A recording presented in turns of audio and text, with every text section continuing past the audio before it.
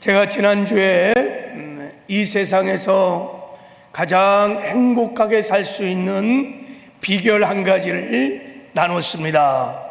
그 비결이 뭐라고 그랬죠?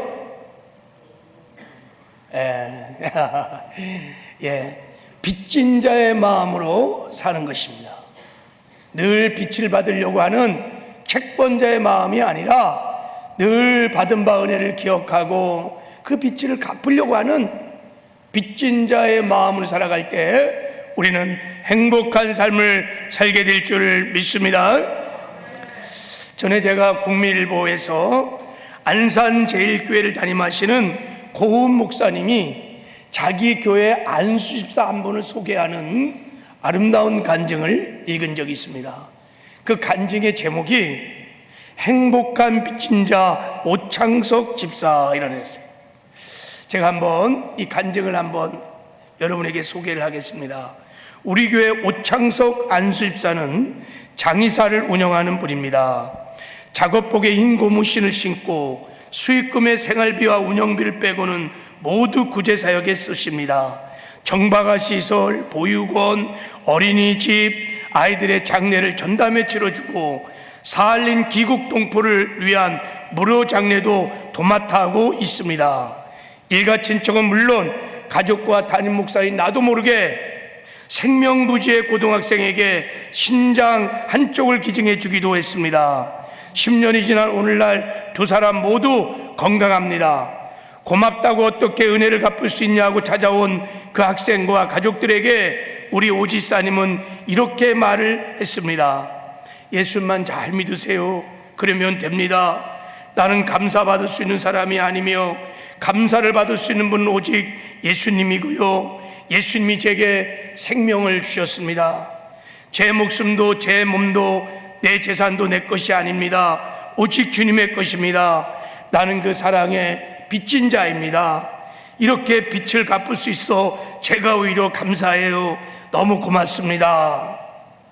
나는 이런 오집사를 늘 보면서 내가 부끄럽고 그의 인생이 부럽습니다. 세상은 오집사 같은 사람으로 인해 아름답게 빛날 것입니다. 오집사는 주님께 받은 은혜의 빛을, 사랑의 빛을 빚진 자의 마음으로 늘 이웃에게 자신의 몸까지 주면서 이렇게 갖고 있습니다. 그는 참으로 행복한 빚쟁이입니다. 오집사님의 행복의 비결, 그것은 늘 그가 빚진 자의 마음으로 살고 있다는 거예요. 나를 위해서 가족이 무엇을 해줄 것인가? 교회가 나를 위해서 무엇을 해줄 것인가? 당신이 나를 위해서 무엇을 해줄 것인가? 늘 빚을 받으려고 하는 이 채권자의 마음을 다 내려놓고 내가 늘 받은 바 은혜를, 받은 바 사랑을 늘 기억하고 어떻게 하면 내가 가족을 위해서 잘 섬길까? 어떻게 하면 내가 교회를 위해서 무엇을 할 수 있을까? 당신을 위해서 내가 무엇을 할 수 있을까? 늘 빚진 자의 마음으로 감사하며 사랑하며 살면 우리는 주 안에서 행복한 삶을 살게 될 줄 믿습니다. 이것이 놀랍 행복의 비결입니다. 근데 여러분, 우리는 하나님께 측량할 수 없는 은혜를 받았어요. 어마어마한 은혜를 받았어요. 이렇게 하나님의 은혜를 받은, 구원받은 모든 그리스도인들은 꼭 갚아야 할 빚이 있습니다. 누구도 예 없이 하나님께 큰 은혜를 받은 모든 그리스도인들은 다 평생 동안 갚아야 할 빚이 있어요. 그 빚이 무엇이라고 말씀드렸죠? 복음의 빚이, 복음의 빚.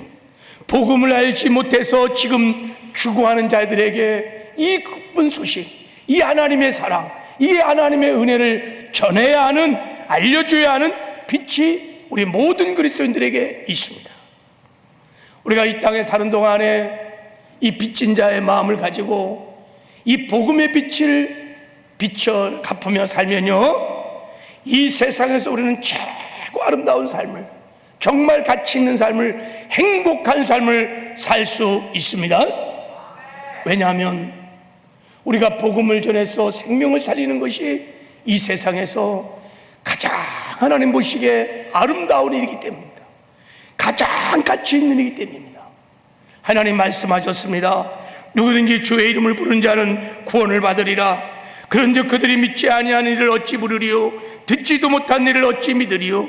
전파하는 자가 없이 어찌 들으리요? 보내심을 받지 아니하면 어찌 전파하리요? 기록된 바 아름답도다. 좋은 소식을 전하는 자들의 발이요 함과 같으니라. 하나님 보시기에 정말 아름다운 사람, 복음을 전하여 죽어가는 영혼을 살리는 사람, 아름답도다, 아름답다, 좋은 소식을 전하는 자요. 여러분, 여기서 하나님이 아름답다고 하는 이 단어가요, 히브리어 단어는 토브란 뜻이 행복하다, 하나님 보시기에 심히 좋았더라, 행복하다는 뜻이. 그렇습니다. 여러분, 우리가 복음에 비친 자의 마음으로 복음을 전해 생명을 살리는 아름다운 삶을 살면 이 땅에서도 우리가 천국의 임재와 천국의 능력을 경험하며 행복한 삶을 살다가 다 천국에 가서 영원히 빛나는 삶을 살게 될 줄을 믿습니다. 복음의 빛을 갚아가는 행복한 사람들이 다 되시길 바랍니다.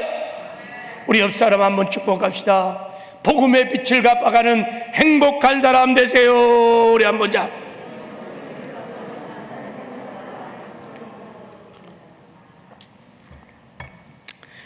어떻게 우리가 그러면 이 복음의 빛을 갚아가는 행복한 전도자의 삶을 살 수 있을까요?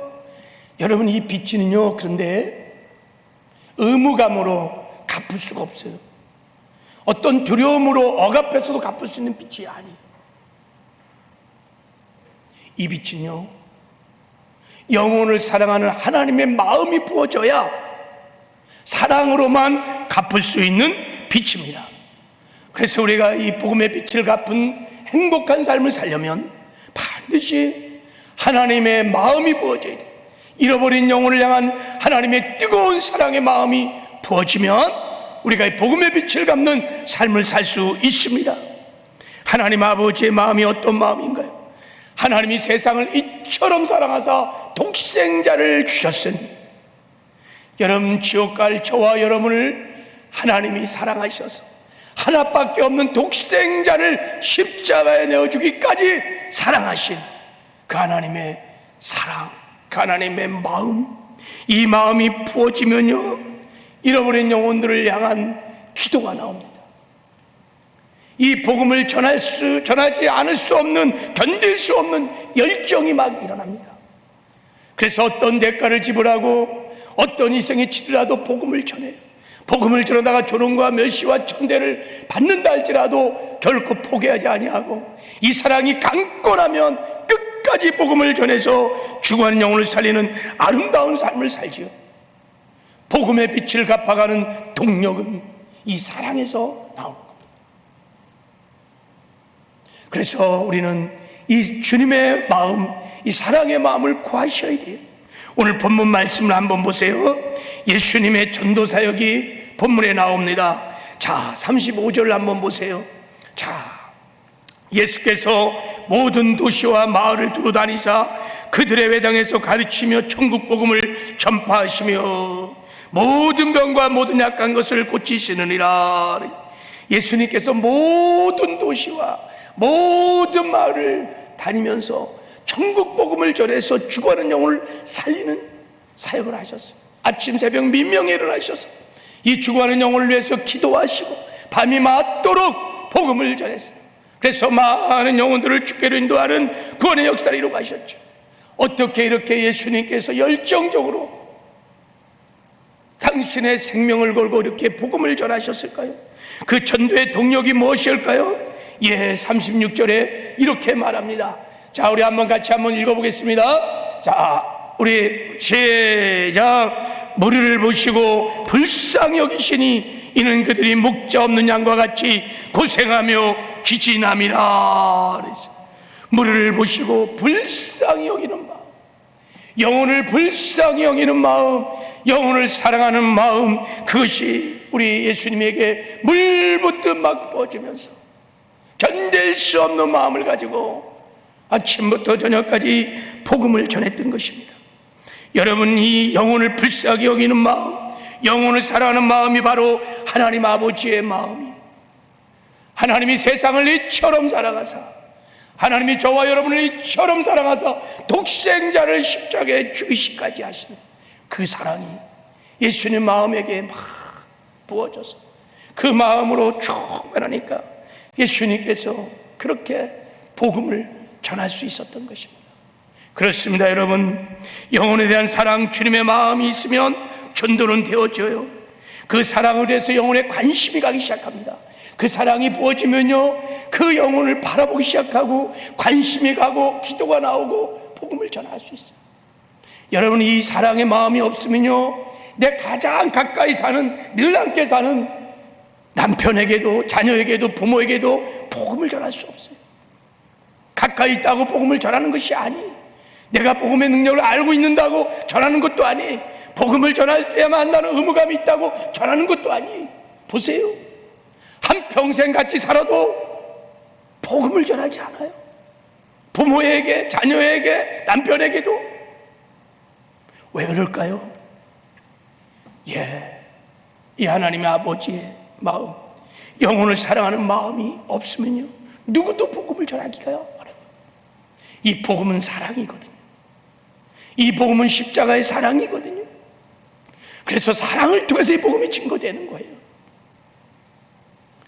우리는 이 복음의 빚진 자의 삶을 살기 위해서 하나님께 이 하나님의 마음, 사랑을 구해야 될 줄을 믿습니다. 제가요, 지난달에 예심 선교회에서 주관하는 구원대의 하계 전도 수련회를 갔어요. 그때 받은 은혜를 좀 잠깐 나누고 싶습니다. 하반기 영혼 추수를 앞두고 연초에 목회 계획에 이 구원대의 하계 수련회를 참여하는 것이 계획에 잡혀 있어서 그냥 특별히 큰 소망 없이 기대감 없이 저도 등록을 했습니다. 그리고 수련회를 참여하는 마음이, 제 마음이 굉장히 좀 무거웠습니다. 두려운 마음도 있었습니다. 코로나로 인하여 교회가 너무 어렵고 성도들이 너무 많이 주저앉고 잃어버린 영혼들이 너무 많아요. 예배 출석률도 떨어지고 이런 위기 상황을 어떻게 돌파해야 되는가, 이런 답답한 마음이, 무거운 마음이 저에게 늘 있었어요. 그런데다가 이렇게 침체된 분위기 속에서 하반기 전도 사역을 한다는 것이 너무 마음이 부담이 되었어요. 여러분, 이렇게 전도 설교하면 여러분 부담스럽죠? 저도 사실은 부담스러워요.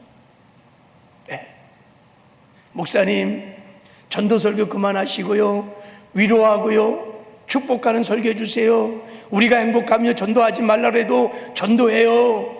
우리를 좀 행복해 주세요. 우리를 위로해 주세요. 우리에게 축복의 말씀을 주세요. 그런 소리를 듣고 나면 저도 마음이 부담이 돼요. 그러나 하나님은 말씀하셨어요. 때를 얻든지 못 얻든지 이 복음을 전해야 한다. 이 기쁜 소식을 전해야 한다. 그래서 저도 전도를 생각하며 마음에 부담이 있어서 그런 부담을 가지고 수련회에 참여했습니다. 그런데 수련회 첫날부터 예심 선교회 대표이신 김민아 목사님의 간증을 듣고 제가 큰 은혜를 받았어요. 여러분, 이 구원대의 하계 수련회는 특별한 수련회였어요. 예심 선교회가 이제부터 구원대회라고 하는 큰 추수의 사역을 감당하기 위해서 하나님이 계시로 이것을 받고 이제 앞으로 추수 사역을 감당하기 위해서 이 예심 선교에 소속된 수백 개의 교회가, 굉장히 많은 교회들이 예심 선교에 소속되어서 전도를 하고 있는데 전의를 다지는 수련회였어요. 그래서 전국에서 전도하는 사모님, 목사님들, 전도자들 500명이 넘는 사람들이 모여있는 집회였습니다. 이렇게 큰 사역을 앞두고 충격적인 일이 일어났습니다. 구원대 영혼 추수 사역을 앞에서 이끌어 가시는 총사령관격인 김기란 목사님의 사모님이 며칠 전에 갑자기 화장실에서 쓰러져 갖고 소천한 거예요. 이 큰 구원 사역을 앞두고 그냥 사모가 갑자기 건강하셨던 젊은 사모님이 그냥 돌아가신 거예요. 충격이었어요. 저도 그 소식을 듣고 가슴이 덜렁한 충격이었어요. 이 큰 사역을 앞두고 이제 끝났다. 뭐 대표회가 꺾였으니까 이런 구원사역이 어떻게 일어나겠나. 다들 두려움과 또 걱정과 충격 속에 있었어요. 가장 큰 충격을 받은 것은 김기남 목사님이었을 것입니다. 그 목사님이요, 충격 가운데 함께 어떻게 이런 일이 일어났는가, 이것을 어떻게 해석해야 되는가, 이런 생각을. 어느 목사님이, 목사님 해석 잘 하셔야 됩니다. 큰일 납니다. 이 사모님이 지금 갑자기 소천한 것에 대한 바로 하나님의 뜻을 구해야 합니다. 그래갖고 그 정황이 뭐가 있겠어요. 다음날 목사님이 새벽에 하나님께 나갔다는 거예요. 하나님, 이게 무슨 일입니까? 하나님, 사모의 소천을 저는 어떻게 받아들여야 합니까? 하나님, 무엇을 저에게 말씀하시려고 하는 것입니까? 하고 기도를 한 거예요. 여러분, 사모님은 김기남 목사님에게 지금까지 가장 소중한 영혼이었다고 합니다. 여러분, 목회자에게 사모는요, 사내이기 전에 같은 동력자이거든요. 위로자고 격려자고 큰 힘이 돼요. 다른 사람은 다 반대하고 다른 사람은 다 그래도 사모는 늘 옆에 내 편이거든요. 그래서 큰 동력자예요. 그런 분이 갑자기 소출을 한 거예요. 그러니 큰 충격과 함께 하나님, 그 뜻이 무엇입니까? 하고 물으신 거예요. 기도를 하는데 이런 내적 감동이 왔다고 합니다. 한 영혼이 얼마나 소중한지 아느냐, 잃어버린 한 영혼을 내가 얼마나 사랑한지를 아느냐. 지금 자기 인생의 가장 소중한 영혼인 사모님을 잃은 목사님에게 그 마음이 어떤 마음인지를 지금 온 마음으로 체감하고 있잖아요. 그런 목사님에게 이런 음성이 들려왔어요. 구원대의 전도사역을 하면서 한 영혼을 사랑하는 마음이 없이는 이 사역을 너는 감당할 수 없단다. 이 말씀을 듣는 순간에 자기 안에 영혼을 사랑하는 마음이 없다는 것을 깨닫게 되었어요. 왜 없었겠어요? 처음에는 있었습니다. 그분이 평소에 복음을 전하다가, 평신도로 복음을 전하다가 죄종이 된 거예요. 그래서 어마어마한 이 복음의 메시지를 만들어 갖고 전국 교회를 지금 섬기고 있는 분이시죠. 그러니까 그분 안에 처음에 막 잃어버린 영혼에 대한 열정이, 그 사랑이 막 물부터 부어졌기 때문에 그분은 먹으나 사나 늘 복음 전하는 것이 그의 삶이었어요. 그 사랑이 얼마나 있었겠어요. 그런데 어느 순간부터 하나님 보시기에 그의 마음에 하나님의 마음이, 영혼을 사랑하는 뜨거운 마음이 사라졌던 거예요. 다 잃어버린 거예요. 그래서 김기남 목사님은 가장 소중한 사모님의 죽음을 통해서 한 영혼을 사랑하는 하나님의 마음을 머리로 지식으로 아는 것이 아니라 온 마음으로, 온 몸으로 체험을 했다는 거예요. 그래서 그것을 깨닫고 회개하고 나니까 영혼을 사랑하는 하나님의 마음이 부어져서 사모와의 사별의 아픔과 슬픔이 사라지고 구원대 영혼 주사역을 감당할 수 있는 새 힘이 생겨갖고, 새 힘이 생겨서 내가 오늘 이 자리에, 사모가 소천한 지 지금 며칠 안 되는 이 자리에 내가 와서 여러분에게 말씀을 전하고 있습니다 하고 간증을 했어요. 제가 간증을 듣는 순간 제 마음에 하나님 마음이 느껴졌어요. 하나님이 저에게도 동일하게 말씀하시는 것 같아요. 내 마음에 하나님의 마음이었구나, 영혼을 사랑하는 마음이었구나, 저에게도 동일하게 말씀하시는 것 같았어요. 그리고 수련회 기간 동안 많은 전도자들의 간증을 들으면서 잃어버린 영혼을 향한 하나님의 마음이 시간마다 부어지면서 회개의 눈물이 터졌어요. 내 마음에는 현실적인 목회 현장만 바라보면서 근심, 걱정, 두려움으로 가득 차 있었어요. 어떻게 하면 침체된 교회를 다시 세울 수 있을까? 다 내 마음이 여기다 빼앗기고 있어요. 정작 죄종에게 있어야 할 하나님의 마음이, 영혼을 사랑하는 마음이 없었던 거예요. 그러니까 제 마음이 너무 우울하고 답답하고 두려웠던 거예요. 그래서 회개를 했습니다. 주님, 저에게 아버지의 마음이 없어요. 영혼을 사랑하는 마음이 없어요. 하나님 도와주세요. 저를 살려주세요. 저에게 사랑의 마음을 부어주세요. 저도 눈물의 회개가 터져서 회개를 하고 나는데 하나님의 마음이, 영혼을 사랑하는 마음이 제 마음에 막 부어졌어요. 그때 마음의 두려움들이 사라지기 시작했어요.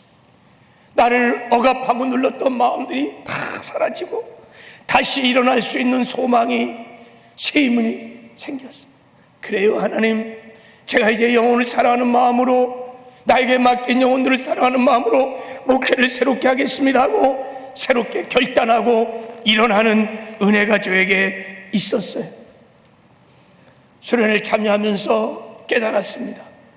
전도자들의 간증을 통해서 영혼을 사랑하는 하나님의 마음이 있으면 거침없이 두려움 없이 담대하게 목숨을 걸고 복음을 전할 수 있구나 하는 것을 깊이 깨달았어요. 그날 많은 간증이 있었습니다. 여러분, 예수님 성계에 속한 전도자들은 정말 전도에 미친 사람들이, 그러나 그 와중에도 하루도 빠지 않고 40일, 100일, 1000일을 작정하고 매일 막 비가 오나 눈이 오나 복음을 전하는 사람들입니다. 현장에서 잃어버린 영혼들을 양육하고 세우고 교회를 세우고. 그런데요, 그 간증장들을 보면 공통된 특징이 있어요. 너무 행복하다는 거예요. 너무 기쁘고 감사하는 거예요. 두려움이 없어요. 현도 현장에서 조롱과 멸시와 천대를 그렇게 받는데도요, 두려움이 없어요. 왜 그럴까? 그들에게 하나님의 마음이 부어지는 거예요. 영혼을 사랑하는 마음이 막 부어지는 거예요. 그 사랑이 막 강건하니까 가서 막 조롱을 받고 멸시 천대를 받고 막 거부를 당하고 욕을 먹어도 그게 전혀 두렵지 않아요. 왜냐하면 오히려 더 불쌍한 거예요. 그 영혼들이 너무 불쌍한 거예요. 이 복음을 알지 못해서 죽어가는 영혼이 너무너무 불쌍하니까 오히려 눈물이 막 나는 거예요.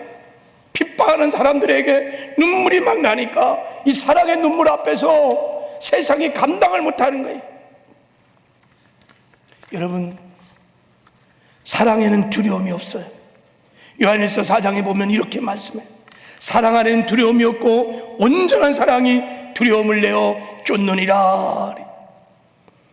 아버지의 사랑, 영혼에 대한 사랑이 오면요, 두려움이 없어요.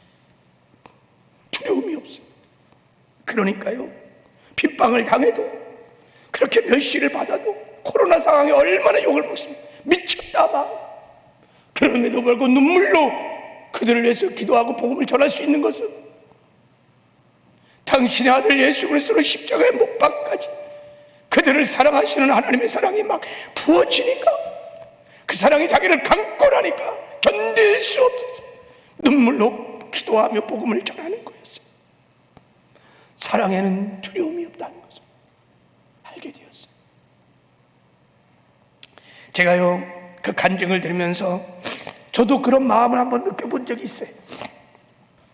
우리가 단기 선교를 가면요, 복음을 전할 때 참 어려운 게 뭐냐면 말이 안 통한다는 거예요.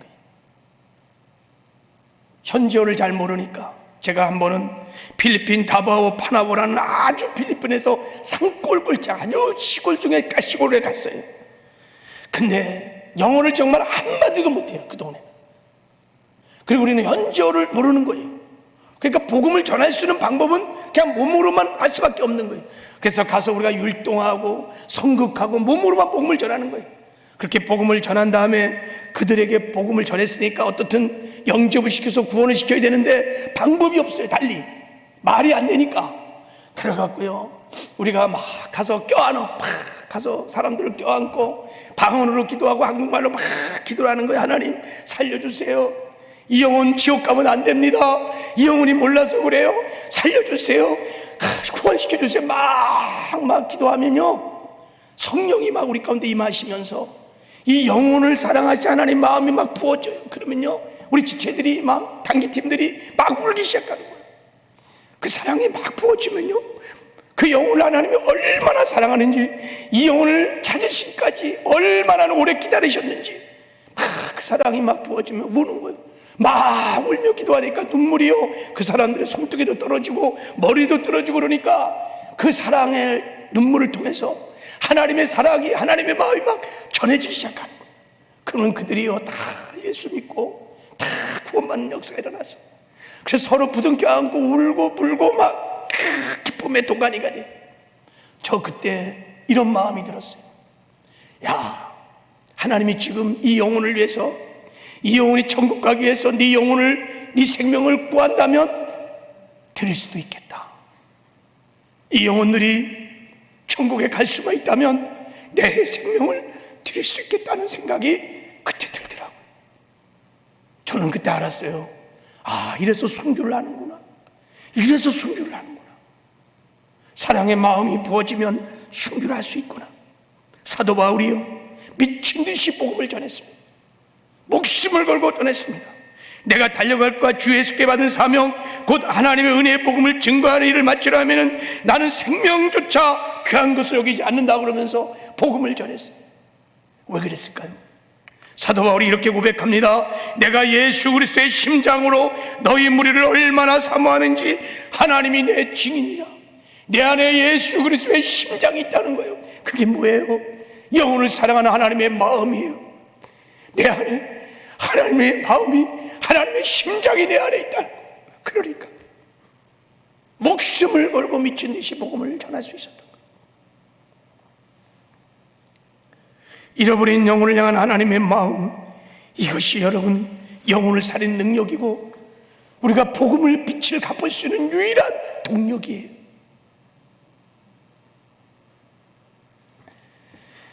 여러분, 복음을 전하다가 순교한 모든 분들에게는 다 영혼을 사랑하는 하나님의 마음이 있었습니다. 마포 양아진에 가면 저와 여러분에게 복음을 전하기 위하여 이 땅에 죽어간 무명의 순교자들이 많이 계십니다. 한 사람 한 사람 그들의 아름다운 삶을 묵상해 보면 눈물이 정말 납니다. 제가 오늘 한 사람만 소개하고 말씀을 마치려고 합니다. 1903년도 캔자스에 유명한 신학대학을 졸업한 아주 유능한 여자가 있었습니다. 그분은 대를 위해 하나님을 잘 섬기는 미국에서 신앙의 명문가의 외동딸이었습니다. 미국에서 목회를 하면 장래가 촉망되고 가족들과 함께 행복하게 잘 지내면서 존경받을 수 있는 분이었습니다. 그러나 그녀는 좋은 환경을 다 버리고 저 극동아시아, 저 작은 나라 조선 땅에 선교사로 가기로 결단을 했습니다. 그때 부모님들이 굳고 반대를 했어요. 왜 그러냐면 그 당시 3년도에는요 천주교 선교사들이 수천 명이 막 죽어가고 있는 상태였어요. 들어오는 대로 죽었어요. 토마스 선교사도 죽었어요. 선교사들이 우리나라에 들어올 때 막 계속 죽는 때였어요. 그때 어린 딸이 조선 땅에 선교사로 간다 그러니까 부모들이 극극 말렸어요. 애야, 조선에 가면 선교사들을 죽인다고 하지 않느냐? 사랑하는 내 딸아, 너를 어떻게 키웠는데 내가 조선에 선교사로 가서 죽으면 엄마 아빠는 어떻게 살겠니? 선교사를 가더라도 다른 나라로 가거라. 다른 나라로 가거라. 그런데 이 선교사님은 어머니 아버지의 반대와 애원을 무릅쓰고 드디어 잘 준비를 해서 1907년도에 그토록 갈망하던 조선 땅을 밟았습니다. 그 당시 조선 땅은 여러분 죽음의 땅이었습니다. 저주의 땅이었습니다. 지금부터 150년 전 이 조선 땅은 여러분 칠흑같이 어두운 사망이 동치하고 있는 땅이었어요. 소망이 없었던 땅이었습니다. 그는 조선 땅을 밟은 다음부터 부지런히 한국어를 배우고 아침부터 저녁까지 복음을 전하고 어린아이들을 전도하고 양육하고 그렇게 사역을 하다가 그만 질병에 걸려 쓰러졌어요. 풍토병에 걸리고 급성맹장암에 걸렸어요. 근데 그 당시에 급성맹장을 수술할 만한 병원이 없었어요.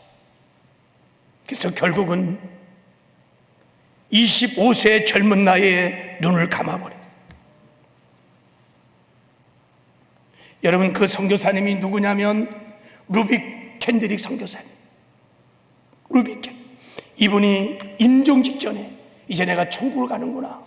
두 통의 편지를 보냈어요. 하나는 자기를 후원한 청년 공동체에 보냈어요. 청년 공동체의 편지를 받고 20여 명의 선교사들이 텍사스에서 우리나라로 들어왔어요. 그리고 마지막 한 통의 편지는 부모님들에게 보낸 마지막 편지였어요. 이 유품이 이제 돌아간 이후에 나와서 한국에 보관하고 있어요. 제가 이 편지를 한번 읽어드리겠습니다. 캐드릭 선교사님은 하나님의 품으로 갈 것을 직감한 순간 임종 직전에 부모님들에게 마지막 편지를 보낸 것입니다. 저는 이 편지를 읽을 때마다 그냥 읽기가 참 너무 어려워요.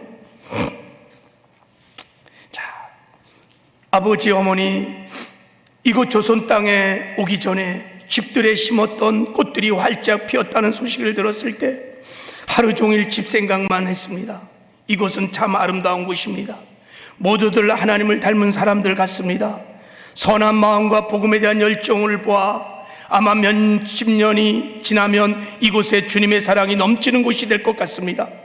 저는 복음을 듣기 위해 20km를 맨발로 걸어오는 아이들을 보았을 때 그들 안에 계신 하나님의 사랑 때문에 오히려 위로를 받습니다. 그러나 한편으로는 탄압이 점점 심해지고 있습니다. 그저께는 주님을 영접한 지 일주일도 안 된 서너 명이 끌려가 순교했고, 토마스 선교사님과 제임스 선교사님도 순교했다는 소식을 들었습니다. 선교 본부에서는 철수하라고 지시했지만 대부분 선교사님들은 그들이 전도한 조선인들과 아직도 숨어서 예배를 드리고 있습니다. 그들은 모두가 순교할 작정인가 봅니다. 아버지, 어머니, 오늘 밤은 유난히도 고향으로 돌아가고 싶습니다. 외국인을 줄이고 기독교를 증오한다는 소문 때문에 부두에서 저를 끝까지 말리셨던 어머니 얼굴이 자꾸 제 눈앞에 어른거립니다. 아버지, 어머니, 어쩌면 이 편지가 마지막일 수도 있습니다. 제가 이곳에 오기 전 뒷뜰에 심었던 한 알의 씨앗으로 이제 내년이면 온 동네가 꽃으로 가득하겠죠. 그리고 또 다른 씨앗을 만들어내겠죠. 제가 이곳에서 작은 씨앗이 되어 이 땅에 묻히게 되었을 때 아마 하나님의 시간이 되면 이 땅에 많은 꽃들이 피고 그들도 여러 나라의 씨앗이 될 것입니다. 어머니, 아버지, 저는 이 땅에 저의 심장을 묻겠습니다. 이것은 조선에 대한 제 마음이 아니라 조선을 향한 하나님의 마음이라는 것을 알게 되었습니다. 어머니, 아버지, 사랑합니다. 결국 그녀는 25살 되는 어린 나이에 마포 양화진에 묻혔습니다. 그녀의 모비에는 이렇게 쓰여져 있습니다. 만일 내게 1000개의 생명이 있다면 그 모두를 조선에 바치리라. 그 젊은 나이에 아무도 찾지 않는 저주의 땅, 사망의 땅, 조선 땅, 그 머나먼 태평양을 건너서 여기까지 와서 복음을 전하다가 순교를 해야만 했던 그 이유가 뭘까? 무엇이 이 어린 여성교사를 이 땅에 보내서 복음을 전하게 했을까? 그의 마지막 편지에 그의 고백입니다. 이렇게 고백했잖아요. 아버지, 어머니, 저는 이 땅에서 저의 심장을 묻겠습니다. 이것은 조선에 대한 제 마음이 아니라 조선을 향한 하나님의 마음이라는 것을 알게 되었습니다. 조선을 향한 하나님의 마음, 저와 여러분을 사랑하는 하나님의 마음, 그 마음이 이 어린 여성교사님에게 부어지니까 견딜 수가 없었어요. 그 영혼을 품고 기도를 견딜 수 없어 이 땅을 밟은 거예요. 그 사랑의 마음으로 복음을 전하니까 많은 영혼들이 죽게 돌아오는 구원의 역사가 있었어요. 여러분, 이 땅의 많은 선교사들의 눈물과 피로 사실 우리가 복음을 들었고요. 그래서 구원을 받았고요. 이렇게 이 자리에서 우리가 행복한 예배를 드릴 수 있는 것입니다. 지금도 하나님의 마음이 부어지면 전도는 되어질 것입니다. 전도가 안 되는 것이 아니라 우리 안에 이 마음이 없기 때문이죠. 복음은 사랑이기 때문이죠. 사랑이 아니고는 이 복음이, 그 십자가의 어마어마한 사랑이 어떻게 증거가 될 수 있겠어요? 그래서 예수님이 오늘 이렇게 말씀하십니다. 추수할 주인에게 청하여 추수할 일꾼을 보내달라고 기도를 하라는 거예요. 추수할 일꾼이 주인 되신 하나님께 기도를 하라는 거예요. 무슨 기도를? 하나님, 우리에게 추수할 일꾼을 보내달라고 기도하는 거예요. 아니, 추수할 일꾼들이 얼마나 많습니까? 우리 교회 안에도 얼마나 지금 일꾼이 많습니까? 근데요, 예수님께서 추수할 일꾼을 보내달라고 기도하라는 거예요. 누가 추수를 하는 사람입니까? 전도를 해야 되만 의무감 때문에, 어떤 두려움 때문에 복을 받기 위해서, 교회를 성장시키기 위해서? 아니에요. 잃어버린 영혼을 향한 하나님의 마음이 부어진 자들, 그들이 추수의 일꾼이기 때문에 그들만이 복음을 전할 수 있기 때문에, 그들을 통해서 십자가 사랑의 증거될 수 있기 때문에 예수님이 기도하라 그러는 거예요. 그러면 기도할 때 추수의 주인 되신 아버지께서 우리에게 사랑을 부어 주신다는 거예요. 그 사랑이 부어지면, 그 마음이 부어지면 우리도 루비 게드락 선교사님처럼 주님이 눈물이 있는 곳에, 주의 관심이 있는 곳에, 주의 마음이 있는 곳에 가서 우리도 복음을 전할 거예요. 잃어버린 영혼들을 주께로 인도하는 구원의 역사가 일어나게 될 줄을 믿습니다. 여러분, 말씀을 맺겠습니다. 하나님 앞에 여러분 영혼을 사랑하는 마음을 구하십시오. 그리고 그 영혼을 사랑하는 마음으로 우리 특별히 추석 명절을 맞이해서 먼저 우리 불신 가족들부터 그 마음으로 기도해 보십시오. 우리 사랑하는 남편, 아내, 자녀들, 부모들, 일가 친척들을 하나님이 얼마나 사랑하는지 그 영혼을 사랑하는 하나님의 마음이 부어질 거예요. 그 마음을 가지고 기도하시고 그 마음으로 하나님의 사랑을 전해보세요. 하나님이 얼마나 당신을 사랑하는지 그 사랑의 마음을 전해보십시오. 택한 백성들, 영생을 주로 작정한 심령들은 복음을 듣고 이 기쁜 소식을 듣고 하나님의 사랑을 듣고 주께로 돌아오는 구원의 역사가 일어나게 될 줄을 믿습니다. 특별히 이런 은혜가 우리 명절 기간에 있기를 주님의 이름으로 축복합니다. 하나님 아버지,